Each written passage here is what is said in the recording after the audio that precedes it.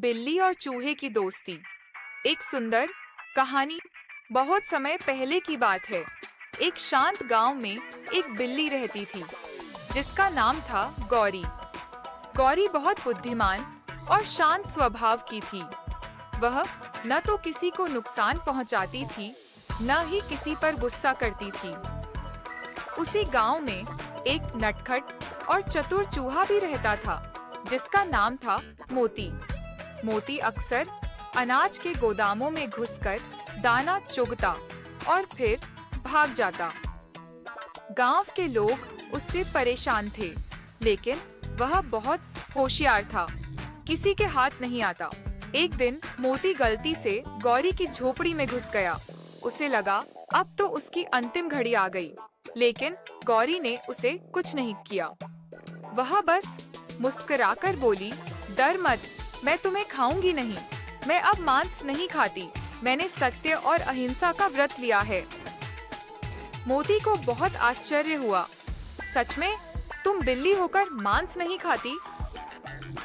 गौरी बोली, मैं अब देवी दुर्गा की भक्ति में लगी हूँ। उन्होंने मुझे सच्चे प्रेम और करुणा का मार्ग दिखाया है। धीरे धीरे मोती और गौरी में दोस्ती हो गई। वे साथ बैठकर आरती सुनते, देवी की पूजा करते और गांव में अच्छे कामों में मदद करते। गांव वाले भी हैरान थे कि अब चूहा अनाज नहीं चुराता और बिल्ली किसी को डराती नहीं। एक दिन गांव में एक सर्प आ गया जो छोटे जानवरों को खाने लगा। जब वह मोती की तरफ बढ़ा, तब गौरी ने पूरी ताकत से सर्प पर हमला किया और उसे भगा दिया। गांव वालों ने देखा कि एक बिल्ली अपने दोस्त चूहे के लिए जान की बाजी लगा रही है। गांव वालों ने दोनों की दोस्ती को एक मंदिर में चित्रित करवाया। बिल्ली और चूहा एक साथ देवी के चरणों में बैठे हुए। यह चित्र आज भी गांव के मंदिर में है।